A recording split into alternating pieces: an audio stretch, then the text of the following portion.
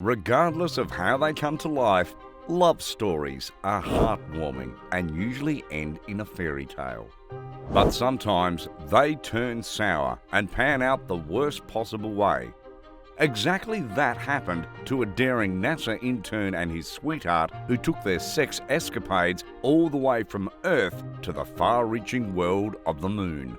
In today's video, we review an iconic love story that was written in the stars and fulfilled on the Moon. Meet the man who had sex on the Moon. Thad Roberts would certainly finish high on the list of the worst trainees in any workplace. He was 25 years old when he got the job at NASA in 2002 at the Johnson Space Center in Houston, near Building 31 North, where NASA also stored lunar rocks brought back during Apollo missions.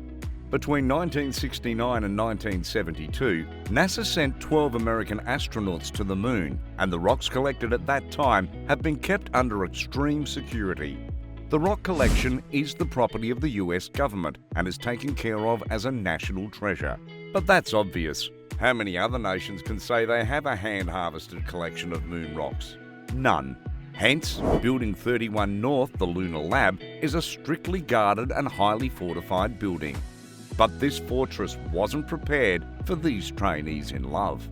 Thad was a smart and ambitious young man and a true polyhister. He studied physics, geology, and anthropology. He was not a typical bookworm, but an adrenaline junkie instead, like Tiffany Fowler, another NASA intern with whom he formed a budding romance. Tiffany was involved in stem cell research at NASA, but was previously the cheerleader of a fan choir.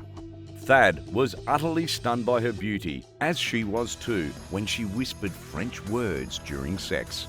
He would have brought the stars down for her from the high heavens. But since the nearest star, after the Sun, is 4.34 light years from Earth, Thad decided she would need to make do with the Moon. Tiffany got excited when Thad shared his plans with her to steal the moon rocks from the North 31 building so they could make love on them and then sell them for good money. The plan seemed dangerous, romantic, and promising a fortune at the same time. How could two such adrenaline addicts say no to that?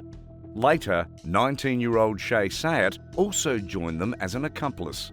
The implementation of the plan was preceded by several months of preparation.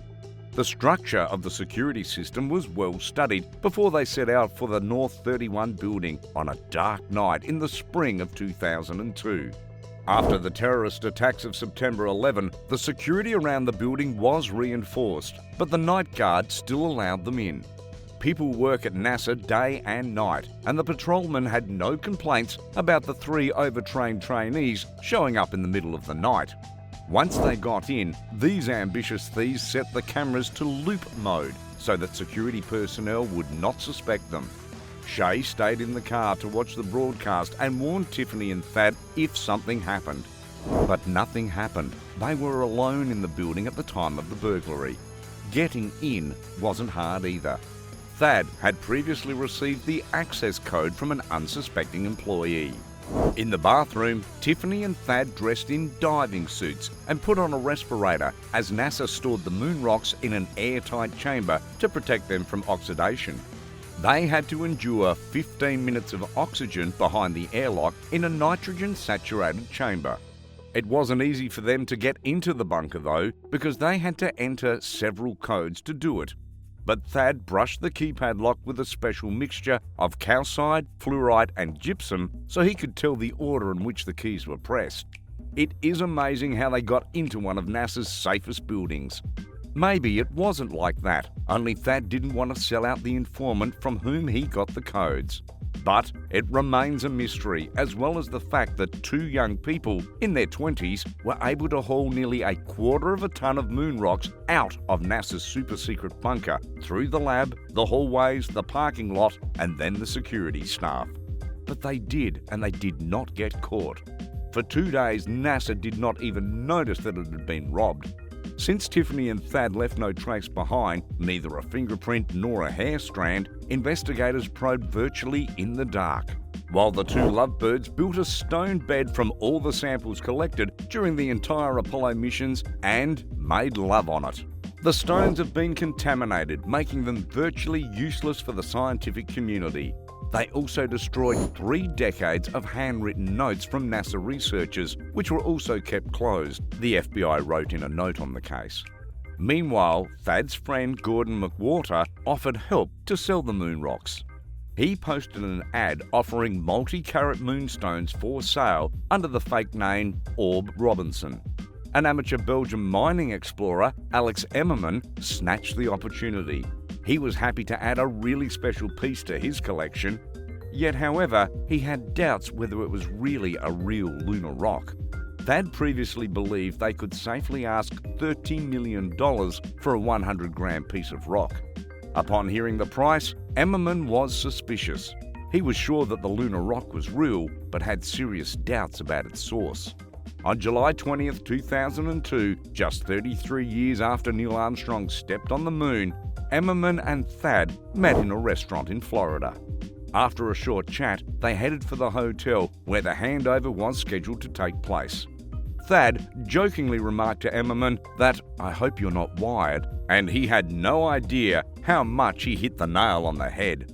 By the time he got there, Alex Emmerman was nowhere to be found. Instead, he was met by an FBI agent. And in no time, they were soon surrounded by 40 additional law enforcement agents with barrel-loaded weapons.